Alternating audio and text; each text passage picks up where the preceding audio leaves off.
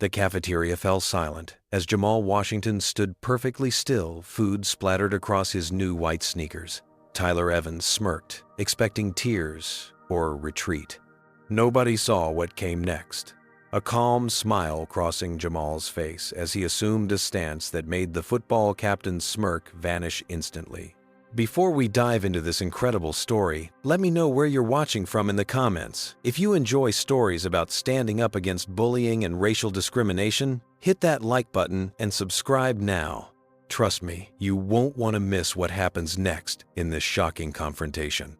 3 months earlier, 15-year-old Jamal Washington stood at the entrance of Westfield High School, adjusting the straps of his backpack as he stared up at the imposing brick building. Located in an affluent, predominantly white suburb of Birmingham, Alabama, this school represented a dramatic change from his diverse Atlanta neighborhood. His father, Andre, a respected trauma surgeon, had received an offer too good to refuse from Birmingham Memorial, a prestigious hospital known for pioneering surgical techniques. Though the opportunity meant advancement for his father's career, Jamal couldn't help feeling like an astronaut landing on a hostile planet. "Remember who you are," his mother Diana had told him that morning, straightening his collar with worried eyes. A former civil rights attorney now teaching law at a local community college, she harbored deep concerns about the move.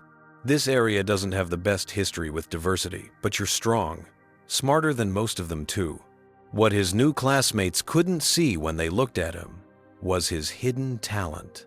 For 8 years, Jamal had trained in Brazilian Jiu-Jitsu, under the watchful eye of his grandfather Raymond, reaching the level of black belt by age 14, an extraordinary achievement. Grandfather Raymond, a Vietnam veteran who had used martial arts to overcome racial barriers in the military during the 1960 seconds, had instilled in Jamal a philosophy deeper than combat. "True strength is restraint," his grandfather would remind him during their training sessions in the converted garage dojo. "Martial arts is about discipline, not dominance. The moment you use it to humiliate others, you've already lost." Jamal carried these words with him as he navigated his first week at Westfield High. The hallways seemed to part when he walked through them, conversations dropping to whispers. Nobody was overtly hostile, but the subtle exclusion was unmistakable. Lunch tables that mysteriously filled up when he approached social media group chats he wasn't invited to join, and teachers who repeatedly confused him with the only other 2 black male students in his grade. His AP chemistry teacher, Mr. Hughes, had been particularly problematic. Despite Jamal's perfect entrance scores, the aging educator had suggested he might be more comfortable in the standard track and offered remedial assistance. When Jamal politely demonstrated his advanced knowledge of molecular structures, the teacher had seemed almost disappointed. "Just trying to help you succeed here," Mr. Hughes had said with a tight smile. "Not everyone can handle the pressure of our academic environment." Despite these challenges, Jamal was determined to maintain his positive outlook.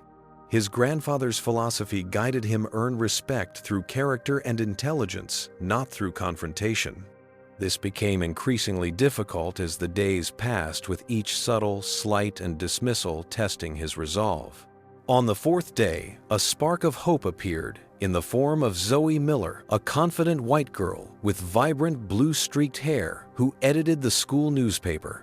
Assigned as partners for an English project, she had immediately recognized his intellect and treated him without the awkward caution or false familiarity others displayed. "Don't let this place get to you," she advised during their first study session in the library. "It's not you, it's them. Some of these kids have never left the county, let alone met anyone with different life experiences." When she learned about his father's surgical career and his own interest in biomedical engineering, she'd seemed genuinely impressed rather than skeptical. It was Zoe who first warned him about Tyler Evans, the star quarterback whose family name appeared on several buildings around town. "His dad's the biggest donor to the school and sits on the town council," she explained, lowering her voice. "Tyler pretty much gets away with whatever he wants. And he's not exactly known for his progressive worldview, if you get what I mean." Jamal nodded, having already noticed the swaggering athlete and his entourage in the hallways. He had decided early on to keep his martial arts background private. In his experience, people viewed fighters through stereotypes either as dangerous threats or as potential entertainment. Jamal wanted to be known for his mind, not his fighting skills. The discipline of Jiu-Jitsu had shaped his character and physical fitness, but it wasn't what defined him. "I'm not looking for trouble," he told Zoe. "Just want to get through high school, get a scholarship, and make my family proud." Zoe had smiled, but her eyes remained concerned. "Just watch yourself around Tyler. He's got a thing about anyone who might outshine him, especially people who look different than his usual crowd." As Jamal would soon discover, her warning had been understated. The real challenge of Westfield High was just beginning to reveal itself, with dynamics far more complex and dangerous than he had anticipated. But even as he navigated this new territory, he remained unaware that his years of disciplined training were about to be tested in ways his grandfather could never have prepared him for. Tyler Evans ruled Westfield High like a medieval lord over his fiefdom. His father, Councilman Richard Evans, had played football for the same school 30 years earlier, before building a successful real estate development company that transformed much of the county. The Evans family name adorned the school's state-of-the-art gymnasium, the library's west wing, and even the town's main park. This legacy granted Tyler an unspoken immunity that extended beyond typical popular kid privileges. Standing 6'2" with carefully styled blonde hair and driving a custom black Jeep Wrangler that cost more than some teachers' annual salaries, Tyler cultivated an image of untouchable superiority. His inner circle consisted of Jason Reed, a hulking linebacker with a surprisingly sharp mind hidden behind a perpetual scowl; Brett Daniels, a third-generation legacy student whose family owned the largest car dealership in 3 counties; and Cooper Thompson, the principal's son, who used his position to gather information and warning about any potential disciplinary actions. The school's social hierarchy functioned like an ecosystem, with Tyler at the apex. Teachers who challenged his behavior mysteriously found themselves facing parent complaints or budget cuts to their programs. Students who crossed him became targets of campaigns ranging from social exclusion to orchestrated humiliations disguised as pranks. What made this system particularly insidious was how it operated just below the threshold of actionable offenses. Tyler's history of targeting minority students was well documented in whispered conversations, but absent from any official records. Last year's valedictorian, a brilliant Vietnamese-American student named Henry Tran, had transferred schools after his science project was mysteriously vandalized before the state competition. A Hispanic soccer player's equipment repeatedly went missing, until he quit the team, opening a starting position for one of Tyler's friends. These incidents never carried Tyler's fingerprints directly, always happening through proxies or accidents that everyone understood but couldn't prove. When Jamal first appeared at Westfield, Tyler had initially viewed him with predatory interest rather than immediate hostility. Jamal's athletic build and confident posture had registered as potential football talent, a resource to be recruited rather than threatened. Washington Wright Tyler had approached him during gym class in the first week, his tone falsely casual. "Coach Wilson says, you've got good speed. We could use another wide receiver. Fall practice starts in 2 weeks. "Thanks, but I'm focused on academic clubs," Jamal had replied politely. "I train in a different sport anyway." "Different sport," Tyler had echoed with a dismissive laugh. "Nothing matters here except football. But whatever your loss," that brief exchange had lit the fuse. Tyler interpreted rejection as disrespect, particularly coming from someone he viewed as beneath him in the social order. What began as casual dismissals evolved into a calculated campaign of microaggressions, shoulders checking Jamal in hallways, exaggerated reactions when he contributed in shared classes, comments about diversity quotas just loud enough to be heard. Coach Wilson had approached Jamal several times afterward, suggesting that joining the football team would make things easier for him socially. "Some of these boys just need to get to know you on the field," the coach had said with awkward sincerity. Football has a way of smoothing over differences. Meanwhile, Zoe had been documenting the pattern of racial incidents at school for a planned newspaper expose. Jamal had witnessed her interviewing former students, carefully recording their experiences in a journal she kept separate from her school laptop in case anyone goes snooping. When Principal Thompson learned about her investigation through Cooper's surveillance, he had called her into his office for a friendly conversation about journalistic responsibility. The school paper should celebrate Westfield's accomplishments, not dredge up isolated incidents that paint us in a poor light. The principal had told her his tone, making it clear this was not a suggestion. I'd hate to see funding for the newspaper redirected to more constructive activities next semester. As Tyler's provocations increased, Jamal maintained a composed exterior that only intensified the quarterback's frustration. Raised with his grandfather's teachings about emotional control, Jamal refused to give Tyler the satisfaction of seeing him angry or afraid. This composure itself became a form of resistance that Tyler couldn't tolerate. Something's off about that guy, Tyler had complained to his friends in the locker room. Acts like he's better than everyone. Somebody needs to teach him how things work around here. Every night, Jamal called his grandfather, seeking guidance on walking the increasingly fine line between standing up for himself and staying safe in this hostile environment. Remember, you're fighting two battles, Grandfather Raymond would tell him. The immediate one against ignorance, and the long-term one against letting that ignorance change who you are. The second is much more dangerous. As September turned to October, the pressure continued to build. Tyler's tactics grew bolder as Jamal's restraint remained unbroken. Neither boy fully understood that they were heading toward a confrontation that would forever alter the power dynamics of Westfield High and their own lives in ways neither could imagine. The announcement of the annual science fair came in early October, bringing with it news that raised the stakes considerably. Principal Thompson stood at the assembly podium, his voice resonating through the auditorium with practiced authority. This year, we're pleased to announce that Westfield Science Fair winner will receive a full scholarship to attend Birmingham University's prestigious summer engineering program plus consideration for their undergraduate merit scholarship. Jamal sat up straighter in his seat. This was exactly the opportunity he had been hoping for, a chance to demonstrate his abilities on merit alone, while building connections to one of the region's best engineering programs. His mind immediately raced to the biomedical technology project he had been conceptualizing, inspired by his father's work in trauma surgery. 3 rows ahead, Tyler's head turned slightly toward Cooper, a knowing look passing between them.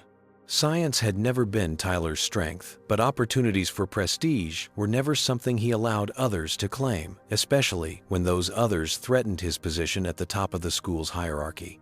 That afternoon, Jamal outlined his project idea to Mr. Hughes, a prototype for a portable diagnostic tool that could help first responders assess internal injuries at accident scenes. The science teacher's reaction was a mixture of surprise and skepticism. "That's quite ambitious," Mr. Hughes said, adjusting his glasses. "Are you sure you wouldn't prefer something more straightforward? Perhaps a volcano model or battery experiment?" "With respect, sir, I've been researching this for months," Jamal replied, sliding over his preliminary designs. "My father's hospital contacts can help me access the equipment I need for testing." The teacher reviewed the notes with growing discomfort. "Well, I suppose you can try. Just don't be discouraged if the judges find it beyond your level." 2 days later, rumors circulated that Tyler had suddenly developed an interest in medical technology as well, focusing on a similar field to Jamal's project. When Zoe mentioned this during lunch, Jamal simply shrugged. "It's a free country. Maybe he's genuinely interested." Zoe snorted. "Sure, and I'm secretly a Russian spy. Word is his dad hired a graduate student from Birmingham U to tutor him on the project." The racial undertones in the school's reaction to the science fair competition became increasingly apparent. When Jamal requested access to the advanced lab equipment, he faced questions about his qualifications and concerns about liability. When Tyler made the same request the following day, he was immediately granted a key and extended hours. The situation took a darker turn when Jamal opened his locker on a Tuesday morning to find an anonymous note scrawled on lined paper, "Know your place. Scholarship is already decided." Similar messages appeared sporadically over the following weeks, each one carefully worded to avoid direct threats while making the message clear back down. Rather than reporting these incidents, which he knew would likely be dismissed as misunderstandings or pranks, Jamal channeled his frustration into his evening routine. 3 nights a week he began visiting Resilience Martial Arts, a small gym 10 miles from his home where no Westfield students trained. There he would grapple, drill, and spar, releasing the tension that built up during school hours through the disciplined movements of Jiu-Jitsu. On one such evening, he was demonstrating an advanced sweep technique when he noticed Zoe standing at the entrance to the mat area, her eyes wide with surprise. "My mom's yoga class is next door," she explained after his session. "I heard someone mention Washington and got curious. Why didn't you tell me you were basically a ninja?" Jamal laughed, toweling sweat from his face. "It's not exactly something I advertise. People either get scared or want you to prove yourself by fighting." "This explains so much," Zoe said, shaking her head. "The way you move, how calm you stay when Tyler's crew tries to intimidate you." After some persuasion, Jamal agreed to show Zoe some basic self-defense techniques. Their training sessions became a weekly occurrence, and a deeper friendship formed between them. This development didn't go unnoticed by Tyler, who had previously shown interest in Zoe himself, only to be firmly rejected. "Seems like Washington is stepping out of his lane in more ways than one," Tyler commented loudly in the hallway as Jamal and Zoe passed. His attempts to provoke a reaction through increasingly personal comments about their friendship remained unsuccessful, fueling his frustration. One unexpected source of support emerged in Frank Mitchell, the school's security guard. A retired black police officer in his 60s, Frank had observed the dynamics playing out with knowing eyes. After intervening when Jason and Brett accidentally knocked Jamal's books from his hands, Frank had pulled him aside. "I see what's happening," the older man said quietly. "Been watching how you handle yourself. Smart, keeping your cool. But if things ever cross the line, my office door is open." Over occasional conversations during lunch periods, Frank shared his own experiences with racism, both on the force and in the community. "Sometimes, the fight isn't about fists," he advised. "It's about outlasting, outthinking, and maintaining your dignity when they try to take it." At home, the situation created tension as Jamal's parents debated whether to intervene. His mother wanted to address the situation directly with the administration, while his father counseled a more measured approach. "The system won't protect him," Diana argued during a particularly heated dinner discussion. "We need to document everything, build a case." "And then what?" Andre countered. "Get him labeled as a troublemaker, have the entire Evans network working against his future in this town. We need to be strategic." Jamal listened silently, then finally spoke. "I can handle this. Grandpa always said sometimes you have to let people underestimate you until the right moment." Later that night, Jamal called his grandfather, seeking perspective on the mounting pressure. "There's a difference between avoiding a fight and running from one," Raymond told him. "Honor isn't in winning or losing. It's in standing for what's right when the moment demands it. But remember my most important lesson." Jamal finished the familiar phrase, "I won't be the one to throw the first punch." As the science fair approached the parallel competitions, both scientific and social, intensified, Jamal worked tirelessly on his project while navigating the increasingly hostile environment. The collision course was set with neither side willing to yield ground. What remained unclear was what form the inevitable confrontation would take and who would emerge changed by its outcome. The gymnasium had been transformed overnight into a showcase of scientific innovation. Trifold presentation boards lined the basketball court in neat rows, each station equipped with a table for demonstrations and prototypes. The air hummed with nervous energy as students made final adjustments to their displays before the judges' arrival. Jamal stood confidently beside his project, which he had titled Rapid Responsive Assessment of Potential Internal Damage. His display featured a working prototype, a handheld device connected to sensors that could detect blood pressure variances, tissue density changes, and temperature fluctuations to help first responders identify internal bleeding and injuries. Without invasive procedures, the technology combined existing medical tools in an innovative way that could potentially save precious minutes in trauma situations. Across the room, Tyler's display stood out with its professional-grade graphics and elaborate lighting. His project, Emergency Medical Response System, featured a sleek interface that appeared sophisticated but seemed suspiciously similar to existing technologies. Brett and Jason flanked his table like security guards, their presence intimidating other students from looking too closely at the details. The judges arrived at 9 o'clock sharp, 3 professors from Birmingham University led by Dr. Elena Rivera, a renowned Latina biomedical engineer whose research on emergency medical technology had inspired some of Jamal's own work. The other judges included an older white physicist and a middle-aged black chemistry professor, giving the panel a diverse perspective. Principal Thompson greeted them effusively, paying particular attention to Dr. Rivera. "We have some extraordinary projects this year," he announced, subtly steering the group toward the right side of the gymnasium. "Perhaps we should start with our strongest contenders in the senior division." Jamal noticed how Thompson's path would conveniently lead the judges to Tyler's display first, potentially setting the tone for all subsequent evaluations. Fortunately, Dr. Rivera had other ideas. "I prefer to move systematically," she stated firmly.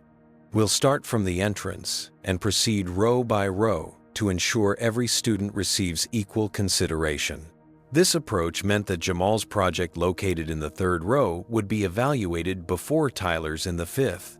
When the judges reached his station, Jamal presented his work with calm precision, explaining both the technology and its potential real-world applications. Dr. Rivera examined the prototype carefully. "You've integrated multiple diagnostic approaches in a remarkably efficient design," she noted, genuine interest in her voice. "What inspired this configuration?" "My father's work as a trauma surgeon," Jamal explained. "He often discusses how critical the initial assessment is, especially in remote areas or accident scenes where advanced imaging isn't available." The chemistry professor tested the interface. "The algorithm for interpreting the data is quite sophisticated." "Did you develop this yourself?"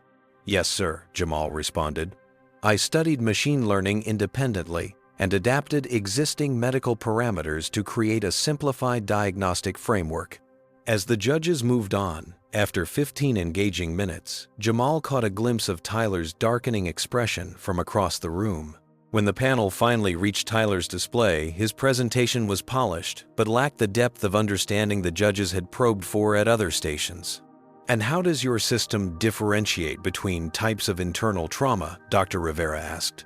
Tyler hesitated momentarily. "It uses advanced algorithms to analyze the input data and make determinations based on established medical protocols." "Could you elaborate on those algorithms? They seem similar to the Wong-Martinez model published last year." "Exactly," Tyler responded with rehearsed confidence. "Building on their groundbreaking work, of course."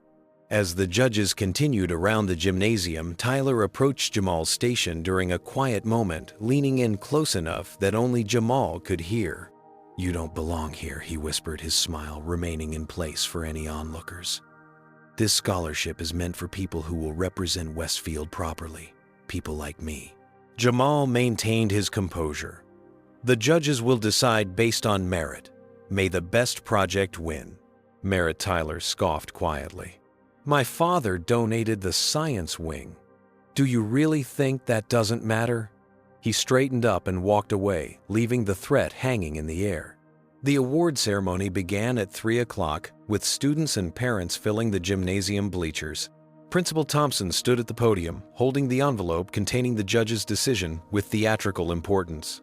"Before I announce our winners, I'd like to thank all participants for their outstanding work," he began. "Westfield continues its tradition of excellence, thanks to students who represent the very best of our community values." The principal's eyes darted briefly to where Councilman Evans sat in the front row before continuing. This year, our judges faced a particularly difficult decision. To everyone's surprise, including Jamal's Thompson, announced that two projects had tied for first place: Jamal Washington and Priya Patel, an Indian-American junior whose project on sustainable water filtration had impressed the judges equally. Both students will receive scholarship recommendations. Thompson added his discomfort evident as he glanced again at the Evans family. And we'd also like to give an honorary mention to Tyler Evans for his innovative approach to emergency response systems. Dr. Rivera stepped forward at this point, taking the microphone with polite insistence. As head judge, I'd like to add that Mr. Washington's and Miss Patel's projects demonstrated exceptional originality and practical application. Both showed mastery of their subject matter and the potential for meaningful impact in their fields. Her emphasis on originality didn't go unnoticed, especially when she added, "Their work exemplifies the independent thinking and innovation we seek in our scholarship recipients." When Jamal took the stage to accept his certificate, he spoke briefly but graciously. "Thank you to the judges for this recognition, to my parents for their support, and to my grandfather whose lessons and perseverance made this possible." Science is about solving problems that affect all of us, regardless of who we are or where we come from. The applause was enthusiastic for most attendees, though the Evans section remained notably quiet. Tyler had already stormed out of the gymnasium, his father watching with obvious disappointment and anger. That evening, the Washington family celebrated at home with Jamal's favorite meal. His father raised a toast, pride evident in his eyes. "To my son, who demonstrated not just scientific excellence today, but character and grace under pressure. You represented our family name exactly as it should be." Later that night, as Jamal was preparing for bed, his phone buzzed with a text from an unknown number. "Lunch tomorrow, you're dead." Almost simultaneously, his grandfather called, as if sensing the escalating situation from miles away. "I heard about your victory today," the older man said. "Remember, Jamal, victory often brings its greatest test afterward. Stay centered." Jamal stared at the threatening text, then at his science fair certificate. The collision course had been set. Tomorrow would bring the confrontation that had been building since his first day at Westfield. As he contemplated what lay ahead, he felt not fear, but a calm readiness for whatever would come. Do you think Jamal should report the threatening text to school authorities or handle the situation himself? Comment number 1 if you believe he should involve adults, or number 2 if you think he should rely on his training and stand his ground. Don't forget to like this video if you're enjoying the story and subscribe to see how this tense situation unfolds. What do you think will happen in the cafeteria tomorrow? Let's find out. Morning arrived with an unusual tension hanging over Westfield High. Word had somehow spread that something big would happen at lunch involving Tyler and the new kid who had embarrassed him at the science fair. Students exchanged knowing glances in the hallways, and small clusters formed to discuss the possibilities in hushed tones that dissipated whenever teachers passed by. Jamal sensed the atmosphere immediately upon entering the building. The usual background noise of morning conversations seemed muted, replaced by a charged silence that followed him from his locker to his first period class. Several students who normally ignored him now watched with undisguised curiosity, as if he were a character in a drama about to reach its climax. For a moment that morning, Jamal considered staying home. His mother would have supported the decision. She had noticed his preoccupation at breakfast and offered him the option of taking a day off. "Sometimes strategic absence is the wisest choice," she had said, her legal mind always calculating risk and benefit. But something deeper pushed him forward. "I won't be intimidated," he had decided, remembering years of his grandfather's teachings. Running now would only delay the inevitable, while surrendering the moral high ground. By third period, Zoe had found him between classes, concern etched across her face. "Everyone's talking about lunch period," she warned. "Tyler's been in the weight room all morning, working himself up. Whatever he's planning, it's not good." Frank Mitchell, the security guard, had also noticed the unusual energy in the building. The veteran observer of high school dynamics had positioned himself strategically near the cafeteria entrance earlier than usual, his experienced eyes scanning for potential trouble as students began filing in for the first lunch. Period. "Watch yourself today," he murmured to Jamal as he passed. "I'll be keeping an eye out, but these situations can escalate quickly." The cafeteria itself seemed arranged for spectacle. The usual random distribution of social groups had reorganized into a more deliberate pattern. Tyler's inner circle had claimed a central table with clear sightlines to the entrance and food line. Other student athletes and popular kids surrounded them in concentric circles of social proximity. Even the usual faculty monitor, Miss Perkins, was conspicuously absent, replaced by a substitute teacher engrossed in her phone. Jamal assessed the situation with the calculating calm his grandfather had drilled into him through hundreds of sparring sessions. The cafeteria was essentially a rectangular space with 8 rows of long tables. The food service line ran along the east wall with double doors at the northeast and southeast corners. The west wall featured floor-to-ceiling windows overlooking the courtyard. Tyler's position gave him control of the central area with multiple approach angles. Despite the obvious trap, Jamal followed his normal routine. He entered through the northeast doors, proceeded to the lunch line, and selected his meal, a chicken sandwich, apple, and chocolate milk, paying the cashier with his usual polite "thank you" before turning to find a seat. He was halfway across the open space between the food line and tables when he sensed movement behind him. Years of training had heightened his spatial awareness, but he intentionally maintained his pace, neither speeding up nor changing course. The cafeteria's volume had dropped noticeably, conversations dying, as attention shifted to the unfolding scene. The kick came from his right side, Tyler's foot connecting with the bottom of Jamal's tray with enough force to send it flying upward. The carefully balanced meal exploded in a spray of food and liquid, most of it landing on Jamal himself. The white and blue Air Jordans his grandfather had given him for his birthday were now splattered with chocolate milk and ketchup. The silence that followed was absolute. 200 students held their breath collectively, phones raised to record what happened next. Tyler stood slightly behind Jamal, his posture radiating triumphant aggression, waiting for the tears or anger that would justify further escalation. "What are you going to do about it, boy?" Tyler taunted, emphasizing the last word with historical ugliness. Jamal remained perfectly still, food dripping from his shirt onto his shoes. His mind processed options with the clarity that came from thousands of hours of training. He noted Jason and Brett moving to flank him, creating a triangle formation that limited his movement. He registered the positions of tables, chairs, and potential witnesses.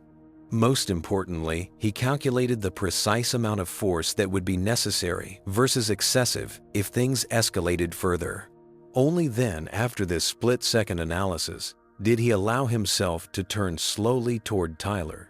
A subtle shift in his stance, weight balanced perfectly, hands relaxed, but positioned for defensive movement, revealed his training to the few who knew what to look for.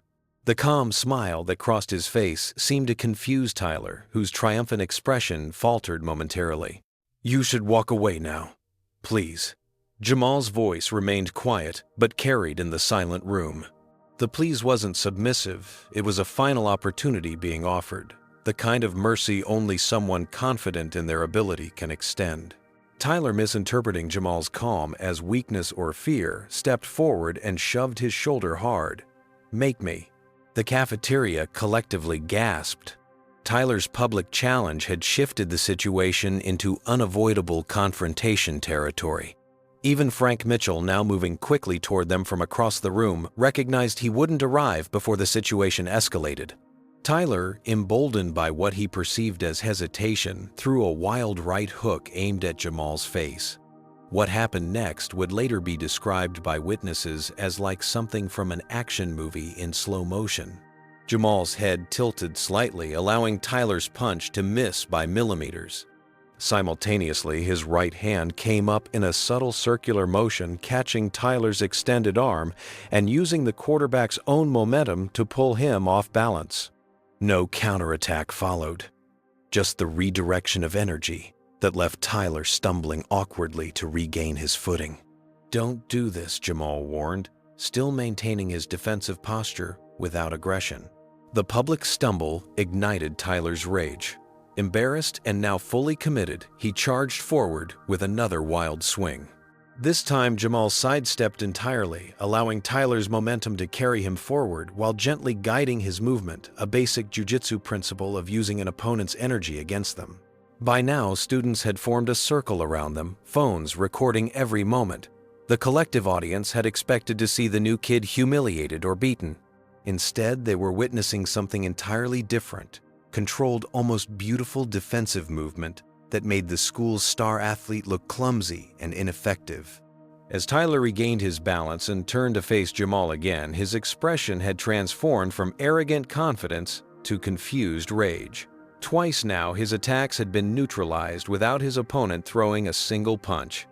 The familiar script of intimidation and dominance had veered into unfamiliar territory, and the growing murmurs from the audience only intensified his humiliation. "Fight back!" Tyler shouted, his voice betraying frustration. "Stop dancing around!" Jamal maintained his defensive stance, hands open rather than clenched into fists. "This doesn't have to continue," he responded calmly. "We both know how it ends." This implied prediction that Tyler couldn't win pushed the quarterback beyond rational thought. He launched a series of increasingly wild attacks, each one expertly deflected or redirected with minimal movement. Jamal's defensive techniques were economical and precise, the product of thousands of hours of practice against training partners of all sizes and strengths. To the amazed student audience, it appeared as though Jamal was barely moving while Tyler exhausted himself. In reality, Jamal was applying fundamental jiu-jitsu principles, maintaining balance, controlling distance, and redirecting force rather than meeting it head-on. Not once did he strike Tyler, even when clear openings presented themselves. Security guard Frank Mitchell had reached the edge of the crowd, but made a calculated decision not to intervene immediately. With decades of experience handling conflicts, he recognized that Jamal was controlling the situation with remarkable restraint. Any intervention now might actually escalate the danger by creating unpredictability. Instead, he began clearing younger students from the immediate vicinity while observing carefully. Tyler's frustration reached a breaking point when another lunging attack resulted in him nearly falling. "Jason," he shouted to his friend, "get him." The linebacker hesitated only briefly before moving into action, creating a dangerous 2-on-1 situation. This new dynamic forced Jamal to adjust his strategy significantly. While he could manage one untrained opponent with purely defensive movements, multiple attackers required more decisive action. As Jason approached from his left, Jamal shifted position to keep both opponents in his field of vision. When Jason attempted to grab him in a bear hug, Jamal executed a perfectly timed hip escape, creating space while maintaining his balance. In the same fluid motion, he applied an arm drag technique that used Jason's forward momentum to pull him off balance and past Jamal's body.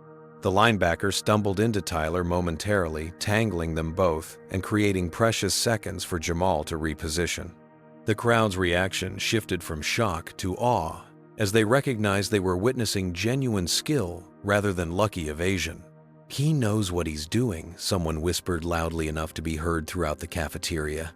"That's some MMA stuff." Tyler, now separated from Jason, reached for a cafeteria chair in desperation. The introduction of a potential weapon marked a dangerous escalation that forced Jamal to abandon his purely defensive approach. As Tyler raised the chair, Jamal closed the distance with explosive speed that surprised everyone.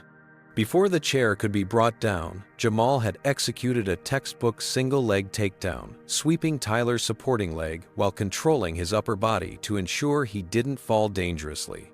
The quarterback found himself on the ground with Jamal positioned in side control, a dominant position that immobilized Tyler without causing pain or injury.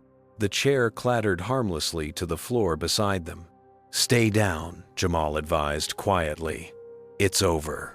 Tyler struggled against the hold, but each movement only resulted in Jamal adjusting his weight and position to maintain control. To observers, it appeared as though Tyler was being held down by an invisible force rather than brute strength. This was the essence of Jiu-Jitsu leverage position and technique, overcoming raw power and aggression.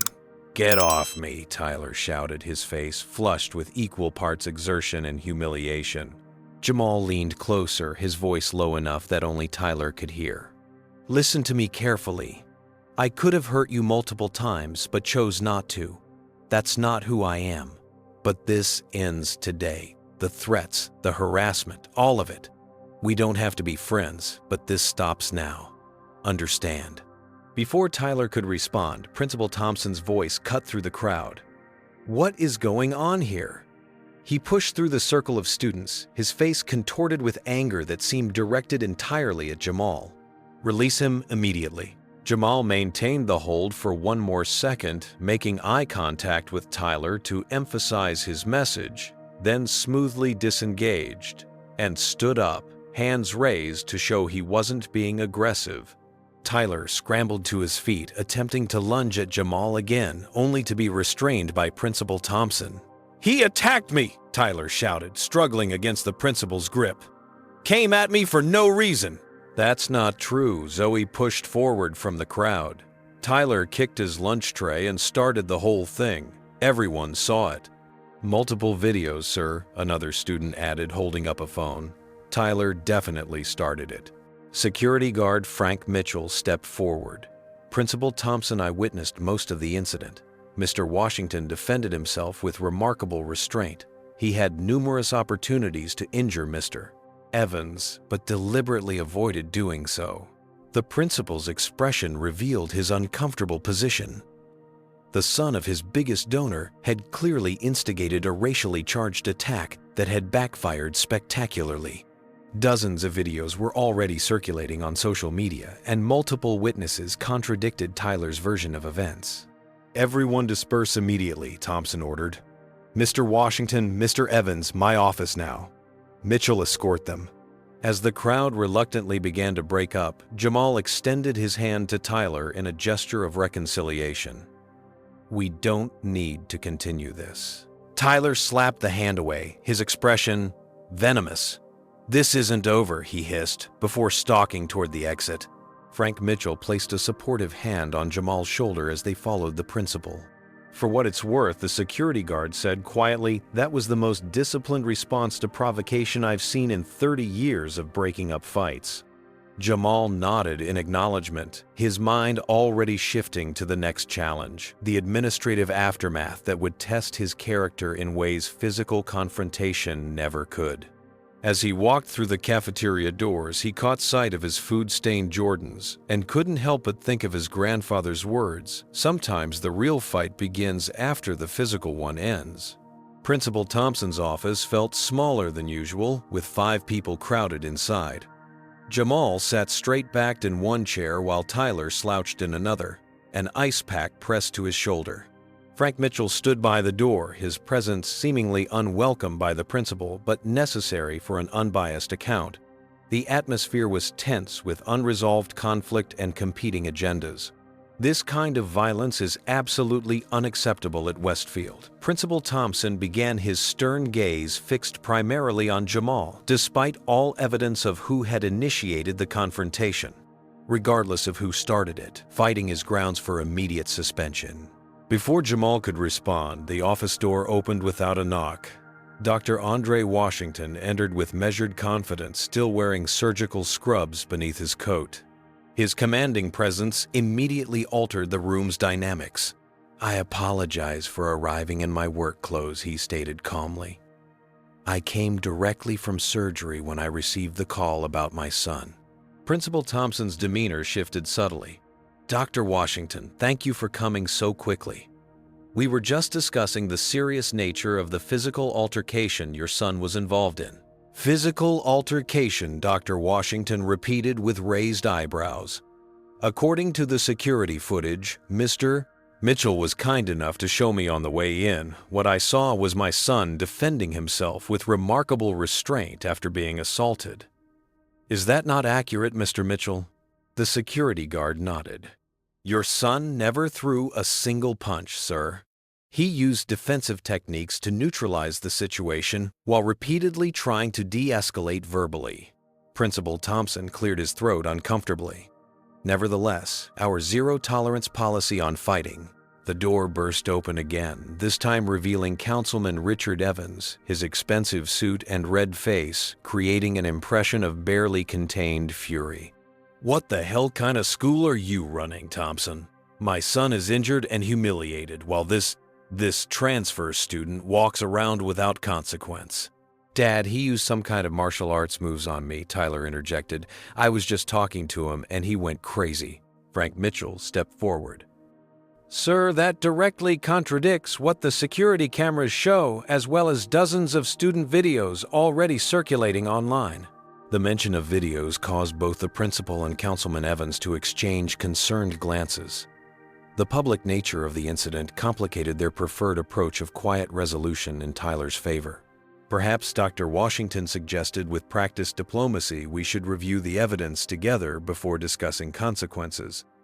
I believe in fairness above all else. Principal Thompson's phone rang, interrupting the tense standoff. After a brief conversation, his expression grew increasingly concerned.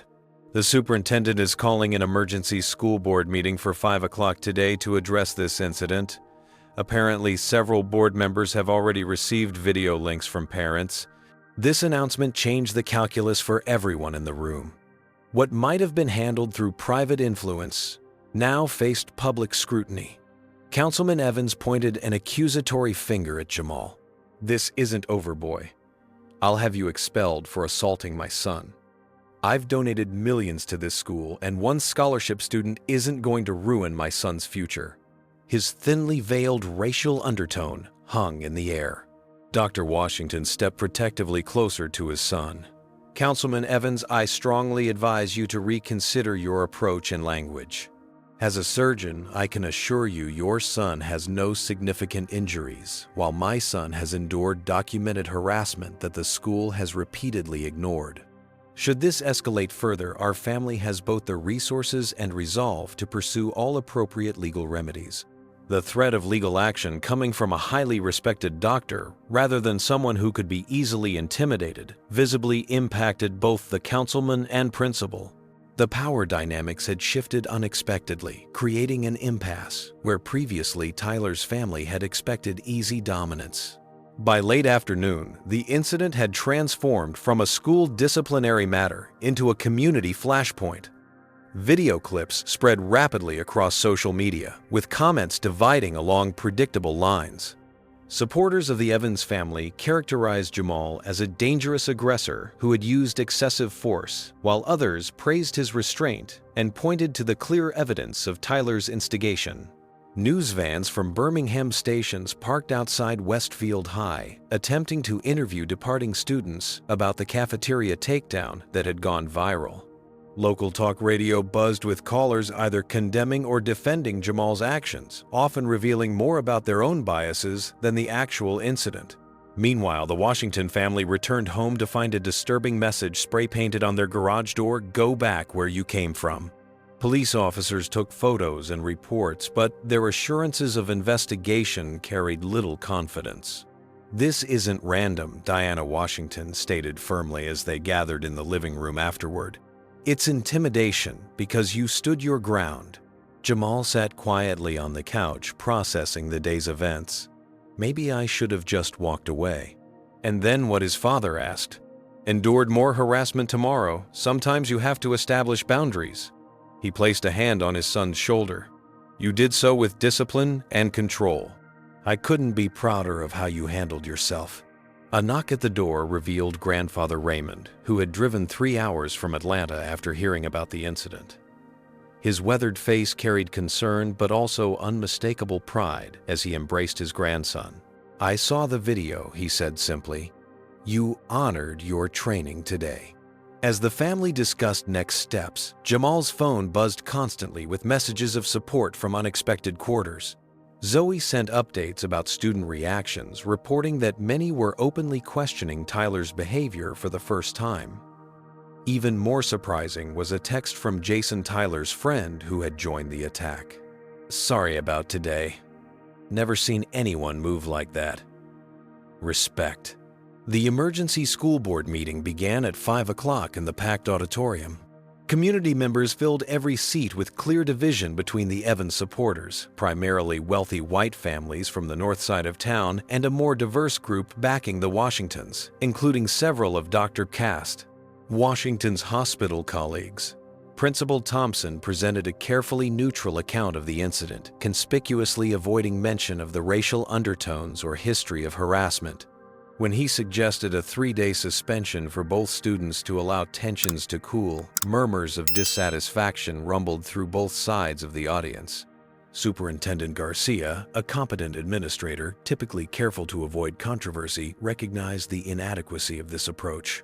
"I believe we need to consider the broader context before making a disciplinary decision," she stated, opening the floor to community comments. What followed was a community referendum on not just the cafeteria incident, but the underlying culture at Westfield High. Teacher after teacher approached the microphone with carefully worded statements that nonetheless revealed a pattern of overlooked racial incidents and preferential treatment for certain students. Frank Mitchell's testimony proved particularly powerful. With 30 years of observing the school's dynamics, his measured account of systemic issues carried weight that couldn't be easily dismissed. What happened today was the inevitable result of ongoing behaviors that have been consistently ignored, he concluded. Mr. Washington defended himself with remarkable restraint. Punishing him equally would send the message that standing up against aggression is as bad as initiating it. The watershed moment came when several recent graduates approached the microphone together, a diverse group who had experienced similar treatment during their time at Westfield. Their coordinated testimony suggested Zoe's newspaper investigation had already been more extensive than anyone realized. As the meeting stretched into its third hour, the school board retreated for private deliberation. When they returned, their decision reflected the unavoidable reality of public scrutiny and documented evidence. Tyler Evans will serve a 2-week suspension for initiating physical violence and creating a hostile educational environment. Jamal Washington will receive no disciplinary action as video evidence clearly shows he acted in self-defense while attempting to de-escalate the situation. Furthermore, the board has authorized an independent investigation into disciplinary practices and school culture at Westfield High, with results to be made public within 90 days. The decision represented an unprecedented defeat for the Evans family's influence. As they left the auditorium, Councilman Evans could be heard muttering about taking his donations elsewhere. For Jamal, the victory felt hollow as he faced the prospect of returning to a divided school where he would now be viewed not just as the new black student, but as the kid who took down Tyler Evans. The spotlight he had hoped to avoid had found him anyway, though, for reasons he could at least be proud of. That night, as the family processed the day's events, another threat arrived. This time, a note left on their car windshield with a single line, "We know where you live." The local police increased patrols in the neighborhood, but offered little confidence in identifying the perpetrators. Dr. Washington placed the note on the kitchen table, considering their options. "Perhaps we should look into Riverside Academy," he suggested, referring to a prestigious private school in Birmingham. "They have an excellent STEM program." Jamal looked up at his parents. Running now would undo everything that happened today. Grandfather always said, sometimes you have to stand your ground, not just for yourself, but for those who'll come after you. Diana embraced her son, concern and pride warring in her expression. "That's true, but your safety matters too." As the Washingtons weighed their difficult choices, they remained unaware that the events of that day had already set in motion changes that would transform not just Jamal's experience, but the entire culture of Westfield High. Changes that would require even greater courage and character than physical self-defense. The school board hearing room felt uncomfortably warm as people packed the space beyond its intended capacity. 2 weeks had passed since the cafeteria incident, and today's special session had drawn the largest attendance in Westfield's history. The preliminary findings of the independent investigation were being presented, and nobody, regardless of their allegiance, wanted to miss it.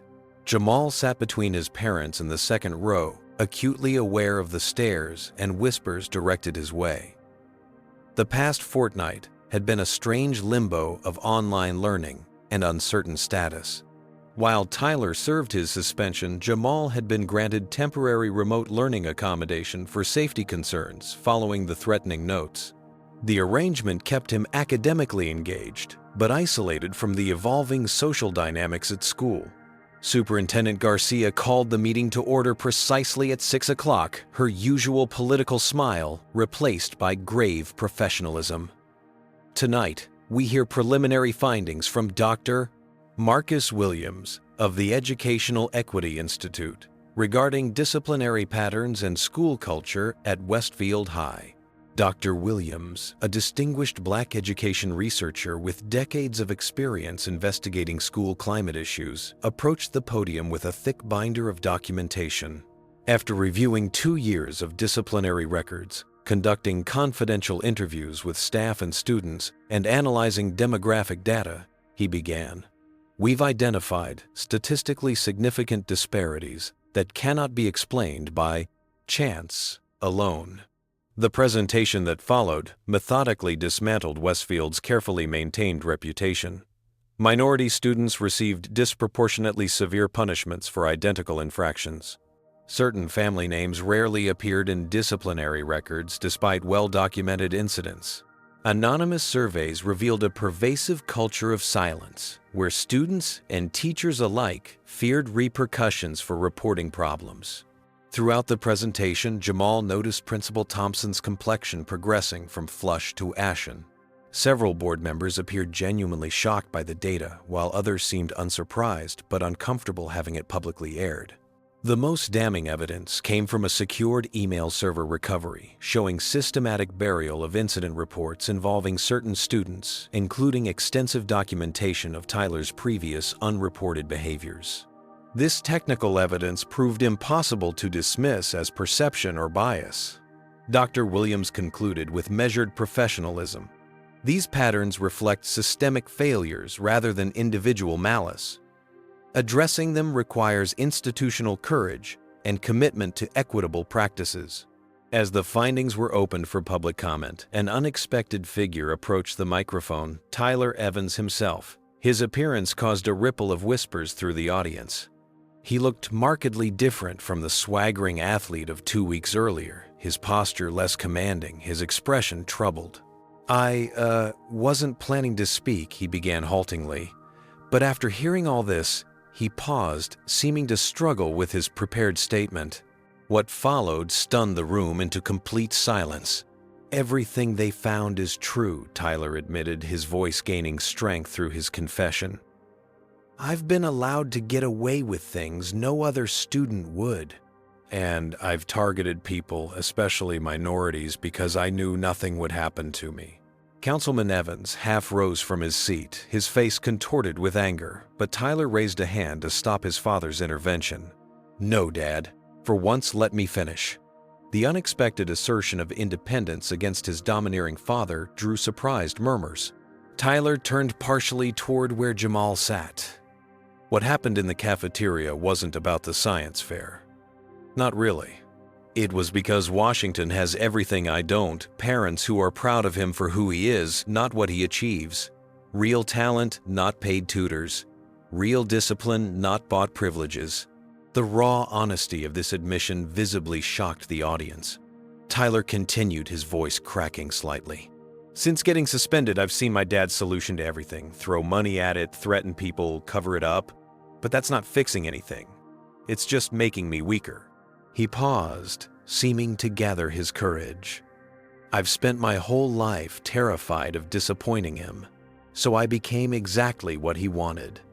Someone who uses power to control others. Councilman Evans stood fully now, his authority crumbling in real time as his son publicly rejected his influence.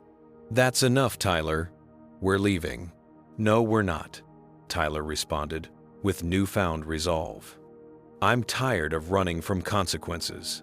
This father-son confrontation transformed the hearing from an institutional review into a public reckoning with the town's power structures. Councilman Evans' carefully cultivated image as a community leader dissolved as his private parenting methods were inadvertently exposed through his own visible rage. My son is obviously upset. and not thinking clearly. He attempted to salvage the situation. He's been under tremendous pressure from this unfair persecution. Principal Thompson seized this lifeline, approaching the microphone with administrative concern. Perhaps we should adjourn to give everyone time to process these emotions. Clearly, this has become more heated than productive. It was at this crucial moment that Frank Mitchell, the security guard who had been a steady, supportive presence for Jamal, stepped forward from his position against the wall. His testimony had been scheduled for later, but he recognized the pivotal moment. With respect, Principal Thompson, that's exactly the pattern documented in Dr. Williams' report, Uncomfortable Truths Being Deferred Until They Can Be Managed Behind Closed Doors. The simple observation, delivered with quiet authority, silenced the administrative evasion.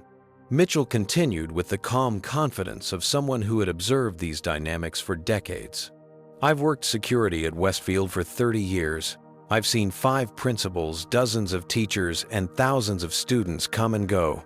The faces change, but the system remains a system that protects power and privilege at the expense of fairness. His testimony carried unique weight, not an outside expert who could be dismissed as unfamiliar with local context, not a disgruntled parent with a specific grievance, but a longtime employee with no agenda beyond honesty. What young Mr. Evans just demonstrated took remarkable courage, Mitchell concluded. The question now is whether this institution can show similar courage by confronting its own failings honestly. The room remained silent for several seconds after he finished the truth of his words, hanging in the air, undisputed. It was during this silence that Jamal made his own decision, standing and walking toward the microphone, despite his parents' concerned glances. "My name is Jamal Washington," he began, his voice clear and measured. "I came to Westfield High hoping for a quality education and a chance to pursue my goals. What I found instead was a system designed to make me feel unwelcome while pretending to be inclusive." He recounted his experiences chronologically, from the subtle exclusions of his first week to the escalating harassment that culminated in the cafeteria confrontation. Unlike previous speakers, he focused not on accusation but on impact. "I don't believe most people at Westfield intend to be discriminatory," he continued thoughtfully. "But intent doesn't erase impact. When racial comments are dismissed as jokes, when academic achievements by minority students are treated with skepticism, when discipline is applied unequally, the message is clear about who belongs and who doesn't." Jamal turned slightly to face Tyler directly. "I didn't come here looking for conflict. My grandfather taught me that martial arts isn't about fighting. It's about discipline, respect, and standing firm in your principles. Those values aren't exclusive to any race or background. They're human values we should all share." This reframing from an us versus them racial narrative to a question of universal principles shifted the energy in the room. Parents who had been defensively resistant found themselves nodding in cautious agreement. "What I'm asking for isn't special treatment," Jamal concluded. "Just equality.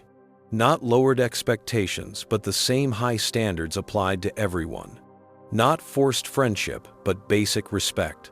That shouldn't be controversial anywhere, especially not in an educational institution." The school board's deliberation following public comments lasted nearly 2 hours. When they finally emerged, their decisions reflected the unavoidable reality that Westfield stood at a crossroads that required decisive action.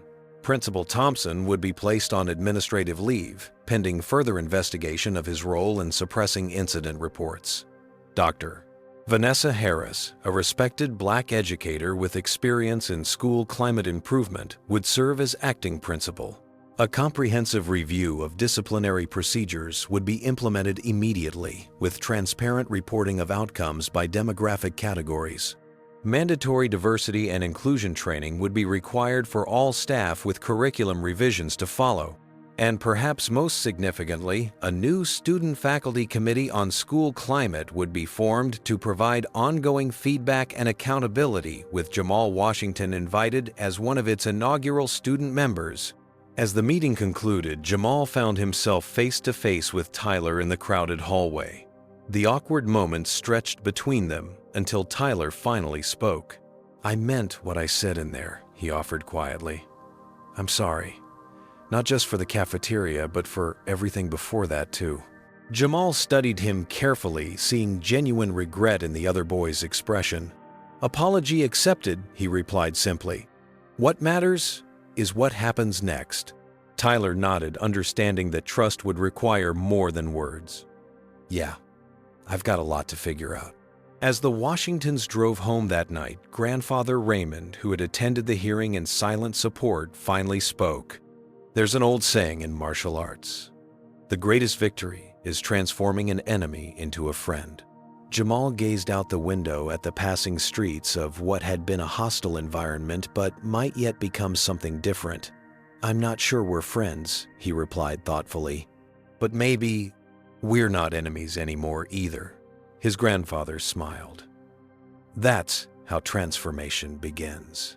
3 months after the school board hearing, Westfield High School bore subtle but significant changes that went beyond policy documents and formal initiatives. The most visible symbol of transformation was the newly renovated Student Commons area, formerly an underutilized space, now converted into a vibrant hub for club meetings, study groups, and informal gatherings. On this particular Tuesday afternoon, Jamal moved through his demonstration with fluid precision, guiding a diverse group of 20 students through basic Jiu-Jitsu defensive techniques. The after-school self-defense class had started with just 5 participants, but had grown steadily as word spread about its practical value and inclusive atmosphere.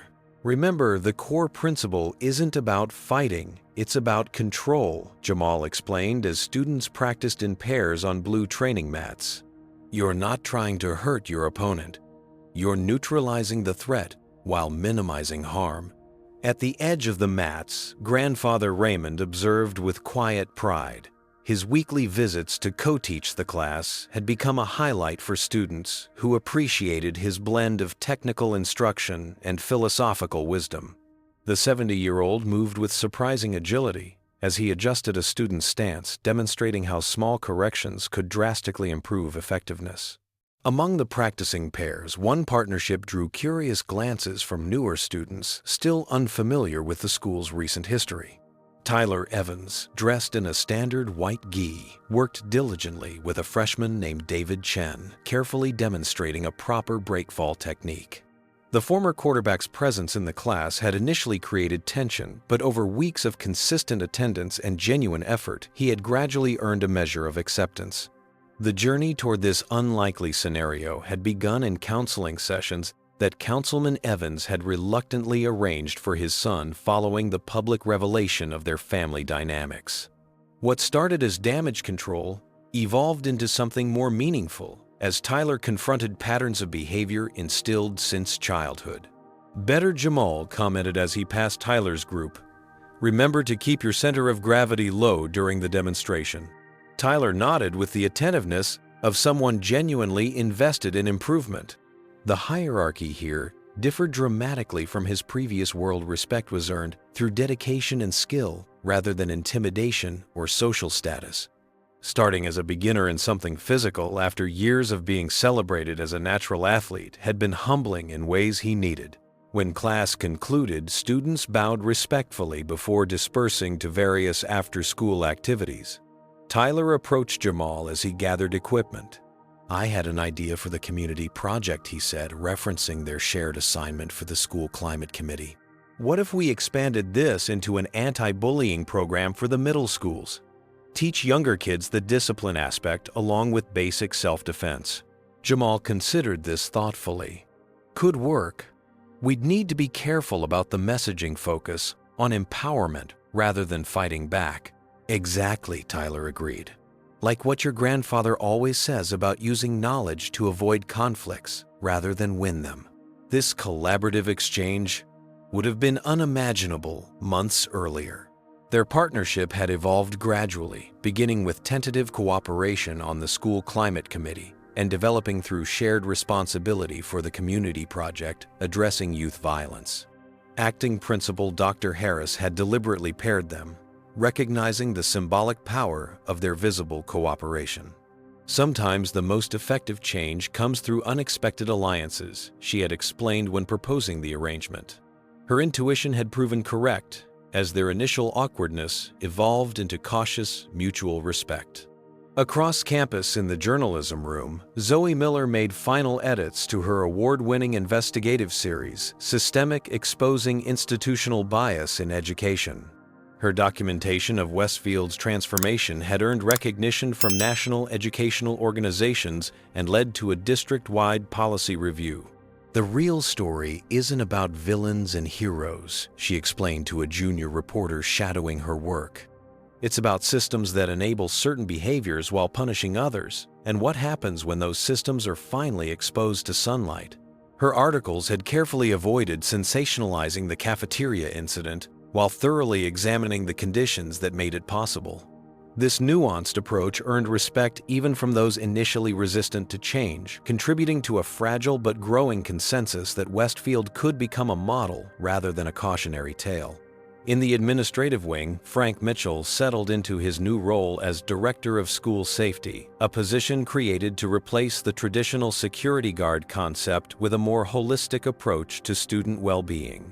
His office door remained consistently open, welcoming students who needed guidance, navigating conflicts, or reporting concerns. "The difference now isn't just in the policies," he explained to a visiting educator studying Westfield's changes. "It's in the atmosphere. Students believe they'll be heard if they speak up. That changes everything." The transformation extended beyond school grounds. At Birmingham University's bioengineering lab, Jamal worked alongside graduate mentors, developing his science fair project into a potential patent application. The scholarship he had won provided access not just to academic resources, but to professional networks, previously inaccessible to Westfield students without family connections. Perhaps the most unexpected development occurred at Birmingham Memorial Hospital, where Dr. Washington found himself treating Councilman Evans following a minor heart incident triggered by stress. The medical crisis had forced the politician to reevaluate priorities, leading to gradual steps toward repairing his relationship with his son through family counseling. The professional interaction between the two fathers, one providing medical care while setting aside personal history, the other accepting help while acknowledging past behavior, modeled the difficult but necessary work of community healing. As spring semester progressed, Westfield prepared for its annual community exhibition showcasing student achievements across academics, arts, and athletics. The martial arts demonstration, scheduled as this year's closing event, symbolized the school's evolution, featuring students from diverse backgrounds demonstrating discipline and mutual respect. Jamal and Tyler stood at the center of the gymnasium for the final demonstration, their movements synchronized through weeks of practice. The traditional respect gesture that concluded their exhibition, hands clasped in mutual acknowledgement, drew enthusiastic applause from the diverse audience. In the front row, Grandfather Raymond nodded in approval, recognizing the deeper meaning behind the choreographed movements. What the audience witnessed was more than physical technique. It was tangible evidence that transformation remained possible even in communities with deeply rooted divisions. Later that evening, as the Washington family prepared dinner with Grandfather Raymond, Jamal reflected on the journey of the past several months. "When we first moved here, I never imagined things would unfold this way," he admitted, setting plates around the table. "I was just trying to keep my head down and get through until college." His grandfather smiled knowingly. "Life rarely follows the path we anticipate. The true test isn't avoiding difficulties, but how we navigate them when they appear." Diana Washington embraced her son, pride evident in her expression. "You've done more than navigate them. You've helped create positive change that will benefit students long after you've graduated." Dr. Washington nodded in agreement. "That's a different kind of legacy than either Tyler or you initially imagined for yourselves." As they settled around the table, Jamal's phone buzzed with a message from Zoe, sharing exciting news about her journalism scholarship to Northwestern University. Another notification showed a reminder about tomorrow's meeting with middle school administrators interested in implementing the anti-bullying program. "This is just the beginning of a different kind of fight," Jamal realized aloud. creating lasting change is harder than winning any physical confrontation. His grandfather passed him a serving dish with a knowing smile, and infinitely more worthwhile. Outside the Washington home, the community continued its own gradual transformation, not through dramatic confrontations, but through the accumulation of small choices and sustained commitments. The path remained challenging, the work unfinished, but the direction had undeniably changed. What had begun as a moment of physical conflict had catalyzed a movement toward justice that extended far beyond any single incident or individual. As Dr. Harris had observed during a recent school assembly, true transformation isn't measured by how we respond in moments of crisis, but by how those responses permanently alter what we consider acceptable in ordinary moments thereafter.